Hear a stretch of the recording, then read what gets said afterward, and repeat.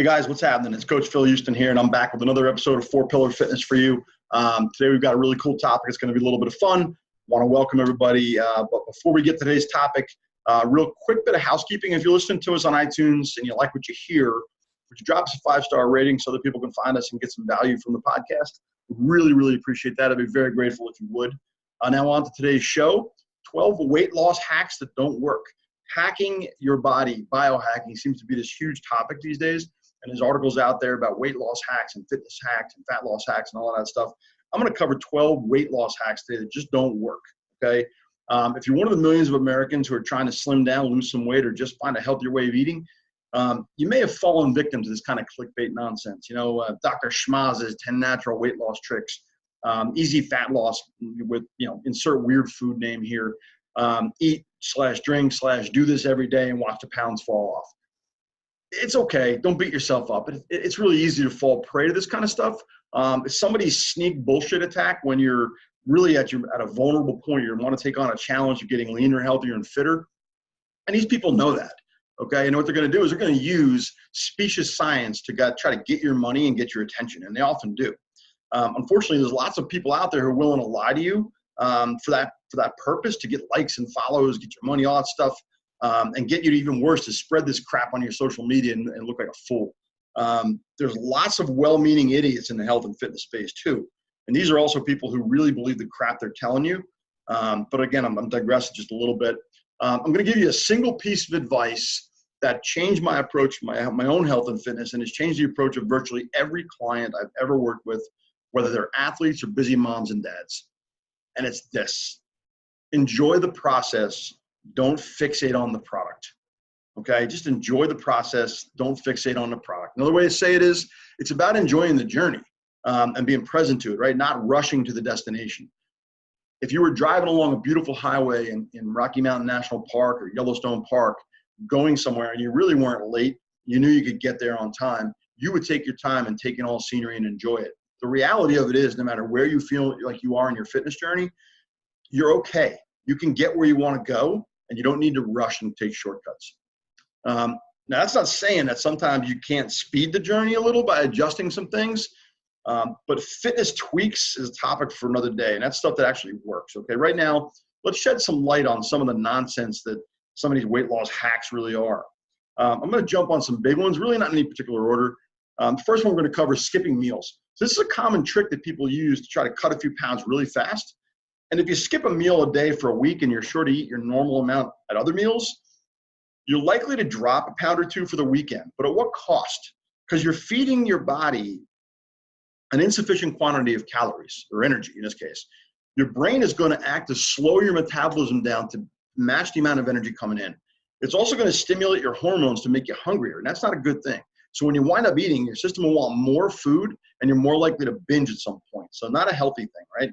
And add being cranky and tired all the time to that particular formula in this case, and the temporary weight loss really isn't worth it.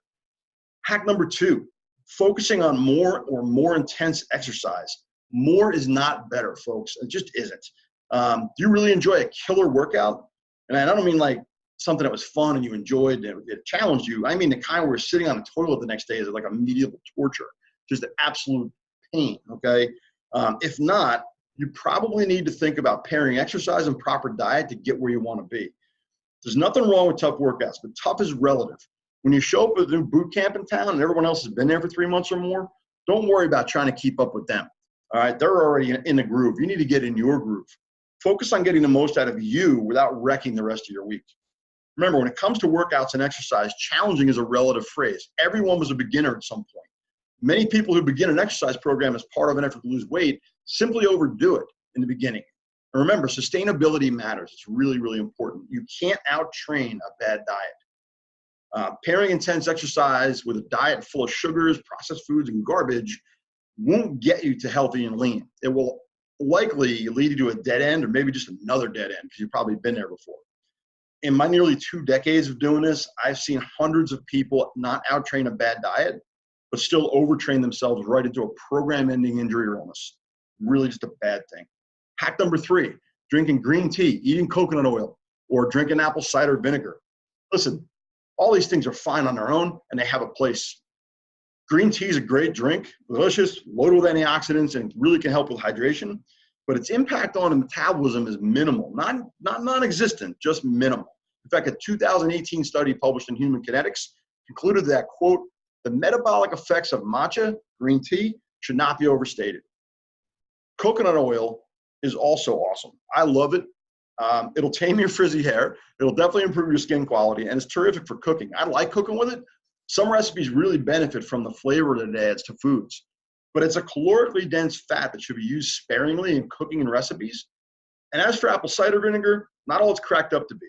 But I guess if you drink enough of it, you'll feel sick and you won't want to eat, so maybe that'll help you lose weight. I don't know, but you feel like crap. Hack number 4, wearing a fitness tracker. These things are all the rage. They're all over the place. Like, Fitbit version 94. I think they have one now that actually infuses itself to your brain via wires and becomes part of you. I don't know, I'm kidding. But it's just crazy how far these things have come along. Everybody has one or wants one, but no magic happens when you strap one on. You're going to need to get some goals and a plan to follow them. Those don't come with the tracker. They're sold separately, so to speak. And multiple studies back this up. The studies in both the Journal of the American Medical Association and the British Journal of Sports Medicine found no improvement in fitness outcome directly related to the use of a wearable fitness tracker. It doesn't mean they're useless. There's just no automatic effect on weight loss. If you utilize the food journaling tools, and that's a lot of work, you got to input a lot of stuff, right? And track your caloric intake and output, they can help you see when you're in a caloric deficit. And this is an important baseline for weight loss, really important stuff. So hack number 5, going gluten-free. Everybody seems to be gluten intolerant these days, except they're not. Some people are, but they're in the minority. For them, being gluten-free is a matter of avoiding feeling like crap all the time. It's kind of like life and death, and it may be in some cases. But most likely, that's not you. In truth, and I'm going to be honest here, in complete transparency, going gluten-free all at once might cause you to lose a little bit of weight, maybe, but there's a problem. When you go gluten-free, your gastrointestinal tract changes. You might lose the ability to process gluten altogether, and when you go back to eating it in any real amount, you're going to have developed a gluten sensitivity, and that's not a side effect we want. That'll make you feel like crap, and then you're not going to want to do anything. Hack number 6, employing the cabbage soup diet, or insert single food name here. There was the hot dog diet. There was the apple diet. There was a whole bunch of different diets, right? The grapefruit diet, where you eat, it's possibly one of the most ridiculous concepts ever, okay? It really is. You eat nothing but cabbage soup or whatever for some random number of days and you'll lose weight. There's so many things screwed up with this diet idea, I don't even know where to begin. Suffice to say that after X number of weeks on a diet like this, you're going to be knee deep in pizza, cheeseburgers, and cake just to satisfy your messed up food cravings. And the weight will come back, laughing all the way to your hip, thighs, and stomach, and your butt, everywhere else, okay? Avoid that stuff. Hack number 7, the no-carb diet. First, this is virtually impossible unless you eat absolutely nothing but unprocessed beef, chicken, fish, and pork, and stuff and meats, basically. I mean, not one iota of anything processed, no veggies, no fruits, and absolutely no breads, pastas, or grains of any kind. I'll tell you what, we'll drop by and pick you up for dialysis in a couple of days. I got a true story about this one. So I had a client years ago. He was in his early 50s, great guy, owned a salon, really good dude, very active, very fit, wanted to be fitter. He wanted to cut some fat and get shredded up for a beach vacation. So he went on a really super low carb diet. I mean, we're talking 10 to 20 grams a day total. We're not talking 10%, 10 to 20 grams a day. So somewhere between 40 and 80 calories from carbohydrates. It was against my advice, but he claimed to have a dietitian friend, yada, yada, yada. You know how that goes. So he comes into the gym one day for a session where I was working, and his skin was somewhere between yellow and orange. And I'm not exaggerating. It was bad. If I had my camera phone at that time, it's really before they were popular, I would have taken a picture of it. It was that bad. He'd been eating so few carbs that his skin changed color. It was a sign of a form of protein toxicity that we had to take care of right away. So needless to say, we changed his diet immediately, and he quote unquote fired his dietitian. And he started to get better. He started to feel better and look better really quickly. As somebody myself who uses a flexible ketogenic diet for my own fitness, I can tell you that cutting all carbs simply doesn't work. Your energy levels will tank, your workouts will suffer, and your hormonal system will go nuts. You either end up binging on carb-laden foods or having your kidney shut down. Don't do this. It doesn't work. Now, I'm not saying low-carb diets don't work. They do. I'm talking about no carb. I'm talking about trying to cut out all carbs. It's not going to work for you. Okay? It's going to backfire. Hack number 8, and I'm gonna ruffle some feathers here, and I don't care. Transformation challenges. And I'm not talking about habit-based challenges like we run, or places where you can actually have a challenge that your challenge is to show up and do things differently.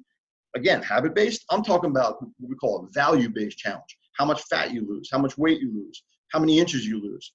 Lots of gyms and training centers run these. We used to do them in the gym I work at now. We don't anymore, okay? Lots of people do them over and over. Have you ever asked yourself why the same people return to these challenges repeatedly? I mean, if they're so effective, why do people keep going back to lose the same weight over and over?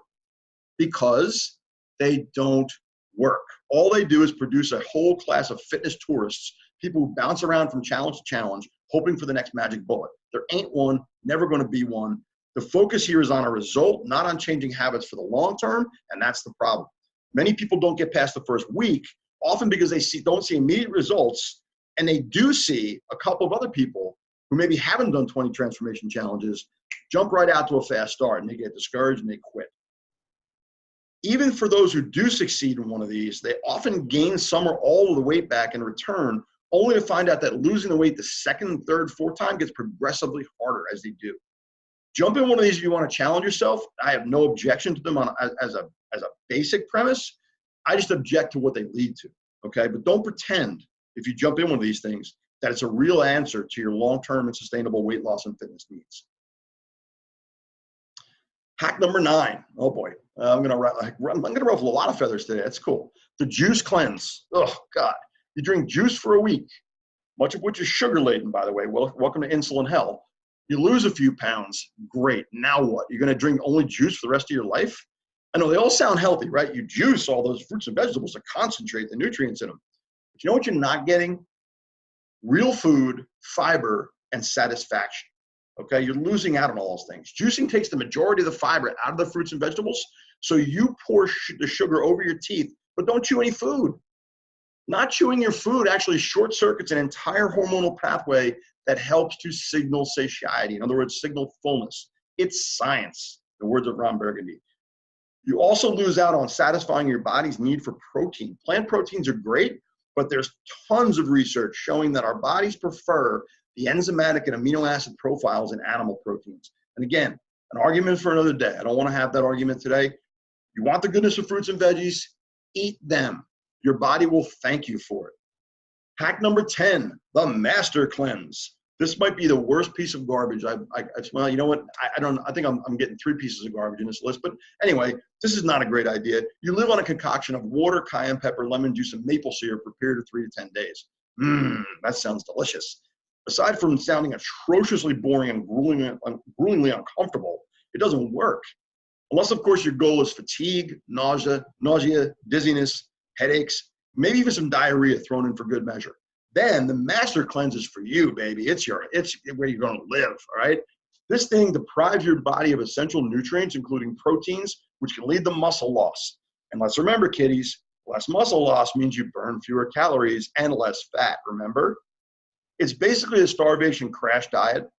Doing that once probably won't hurt you, but repeating that particular brand of torture, crash diets that is, can hurt your heart and increase the risk of a heart attack. Again, the American Heart Association has lots of research on this.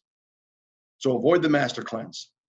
Hack number 11, filling up on water. Now, I'm a huge proponent of hydration for my athletes, for my moms and dads, for everybody, okay?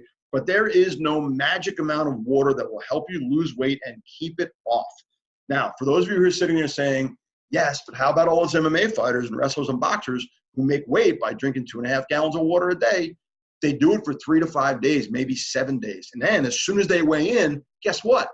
They pile the food in to catch up on their weight so that they feel stronger again. Okay? Water is the best way to hydrate, but no, drinking a gallon a day is not a guarantee of weight loss or fat loss. That being said, increasing your water intake will probably not hurt. If you're eating a ketogenic or a low-carb diet, you may be eating little or no fruit or other water-dense foods, so it's good to add some exogenous intake, in other words, something from outside of you. If you're increasing your exercise, consuming more water will help keep your energy levels up, speed recovery, and allow you to train a little more intensely, and that's a good thing. All right, last but not least, and it's going to sound like a little bit of a repeat, but this is kind of a different situation, different aspect of this. Hack number 12 is going on a cleanse. We've covered 2 of these already, but let's cover the more general topic. Cleanses or detox diets do not work, period. Yes, you may lose a few pounds, but they are not going to solve your problem, okay? I don't care if it's a food-based cleanse, like an elimination diet, a strict elimination diet, or one from a nutrition company. You know, the people who base their nutrition around the research they don't have. These things don't remove toxins like the literature claims. And you may, like I said, you may lose a little weight in the short term, but there's a big problem here.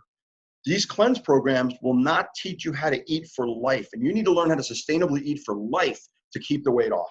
If you want to change your physique, you need to address your habits. Exchanging one set of crappy nutrition habits for a short-term starvation diet masquerading as a cleanse, parenthetically, another set of crappy nutrition habits, right, is not the answer. So by now you're probably asking, what should I do to lose weight? It's a really fair question. And I am going to be offering some advice on how to create and sustain a fitness and nutritional lifestyle that will help you get the body you want, have the healthy life you want, and keep it. Okay, that's a very personal thing. So I'm only going to be able to offer some general things, but I'll do the best I can. But for now, I'm going to give you some really simple advice to get you started. Enjoy the journey.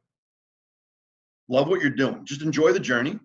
Be present to your activities and decisions. When you're choosing foods and choosing your workouts, be present to it. Think about why you're doing it. Be aware. Self-awareness is huge. Okay, it's very important for you to understand why you do the things that you do, so you can you can do better things. We always do what we know how to do until we know something better, and then we can do that. Okay, and that's okay. Forgive yourself for your errors, including believing the hacks, both the human hacks and the literary hacks. And last, keep the faith and keep after it. Don't quit. Quitting never got anybody to a healthy lifestyle. You can do this. It's doable. Even in our stress-filled, crazy world, you can pull this off. Thanks for joining me on this edition of 4-Pillar Fitness. Remember, you can email me through the Anchor Podcast app or directly at coachphilhouston@gmail.com. Follow me on Instagram at Coach Phil Houston and on Twitter at Phil Houston. I'm also on YouTube as Coach Phil Houston, and my website is coachphilhouston.com. Thanks again. We'll see you next time.